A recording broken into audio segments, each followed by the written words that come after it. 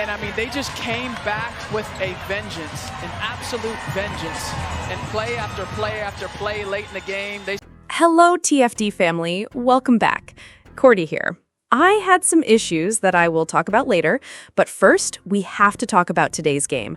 I already got tons of messages. Everybody is blowing me up saying the Indiana Fever are better without Caitlin Clark. They're 4-0. Oh my God, knock it off. Knock it off. This team got bailed out by a struggling Phoenix Mercury team. Stephanie White did everything she could to lose this game. And what happened in the last game was exposed. Let's talk about this, because this situation makes no sense. Aliyah Boston played 38 minutes today. 38 minutes! But somehow she couldn't play any minutes yesterday when Caitlin Clark was on the court.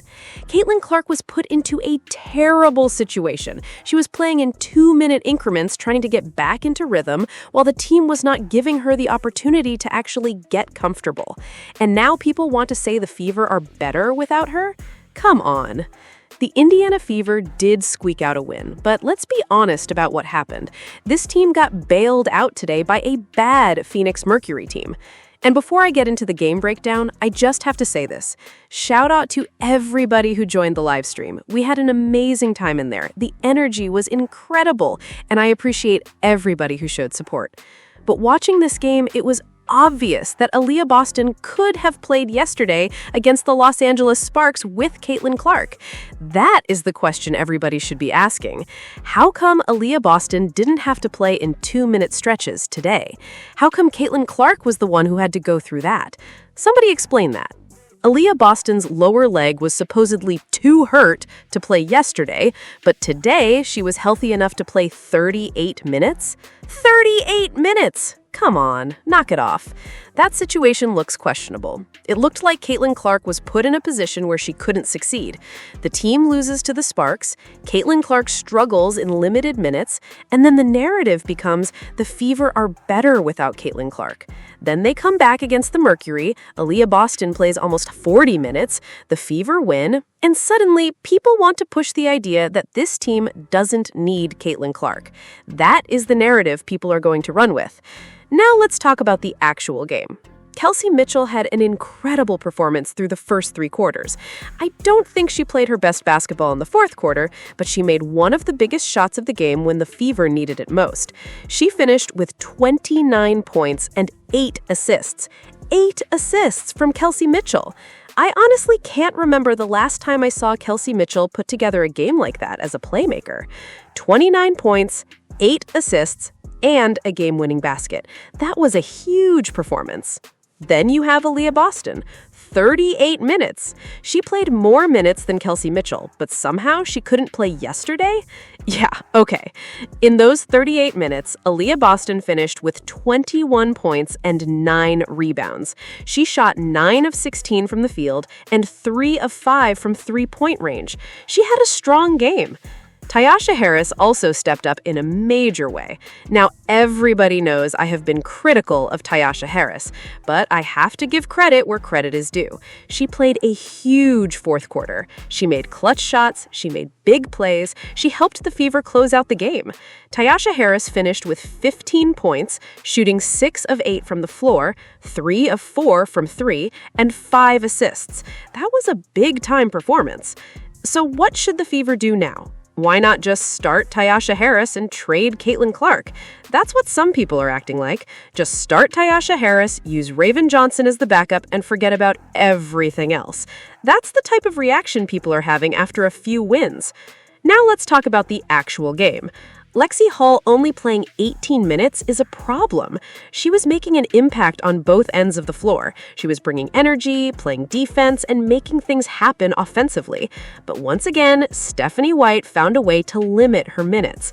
Raven Johnson played 23 minutes, while Lexie Hull only played 18. That is something people are going to question.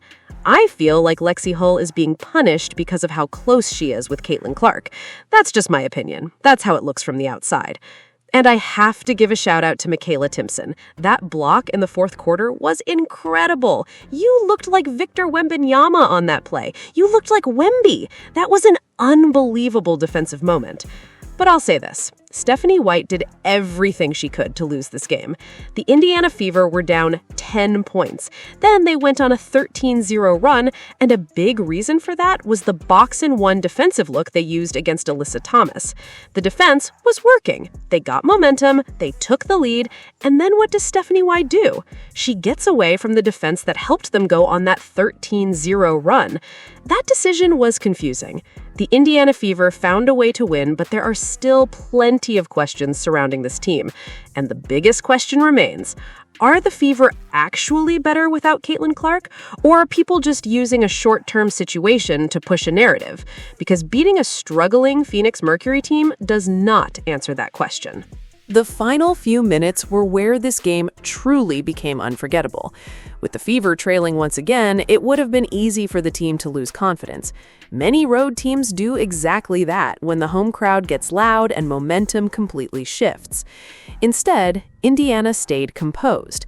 Every defensive stop became more valuable. Every rebound mattered, and every possession carried playoff-level intensity. Kelsey Mitchell once again showed why she has earned the reputation of being one of the league's most fearless scorers. Even after missing a few difficult shots late in the game, she never stopped attacking. Great scorers have short memories, and Mitchell demonstrated exactly that.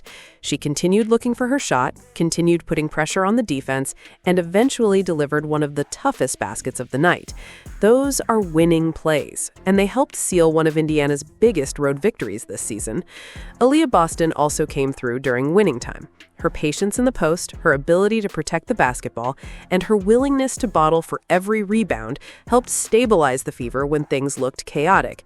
Boston may not always receive the biggest headlines, but performances like this remind everyone why she remains one of the cornerstones of this franchise. Then there was Sophie Cunningham.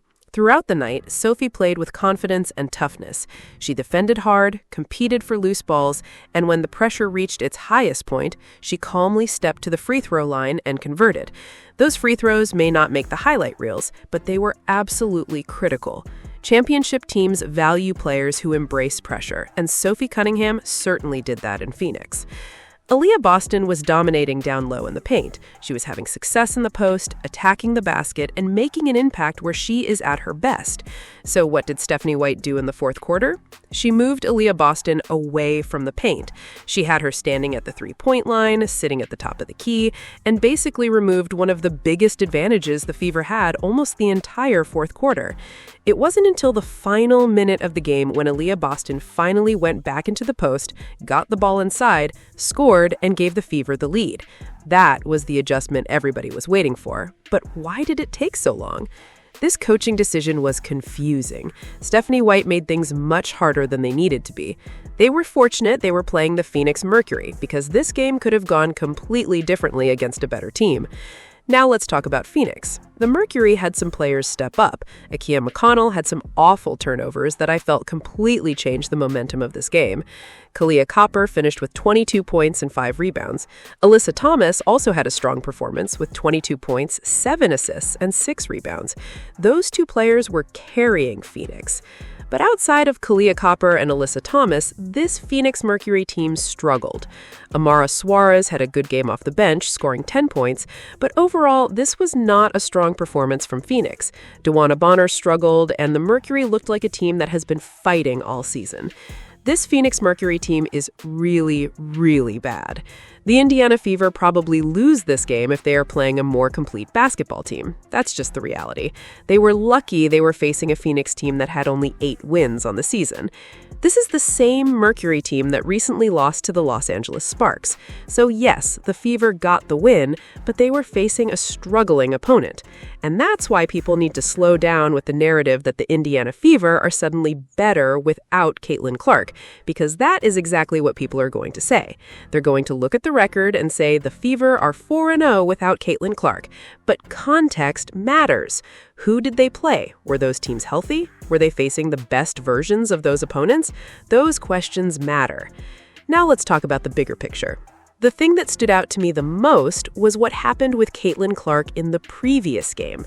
Because if Aliyah Boston was healthy enough to play 38 minutes today, then why couldn't she give the Fever meaningful minutes yesterday with Caitlin Clark? That is the question, and that's the bottom line. People are going to ignore that because they already want to push a certain narrative.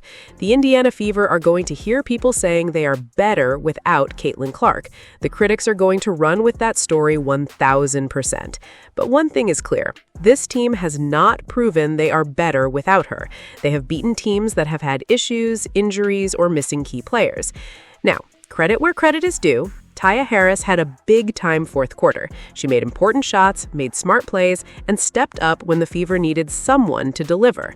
She did her thing in the fourth quarter. The Fever found a way to win, but now they have a much bigger challenge coming up. The Indiana Fever face the Las Vegas Aces next, and Caitlin Clark will be back for that game. That is when we will really see where this team stands. Because right now, the narrative is going to be that the Indiana Fever are 4-0 without Caitlin Clark, and that they are better without her. That is what people are going to say. But the season is not decided by one stretch of games. The Indiana Fever squeaked out a tough 92-89 victory over the Phoenix Mercury. They got the win, but they also got a lot of questions that need answers. Let me know what you think in the comments. Make sure you like, comment, subscribe, and share the channel.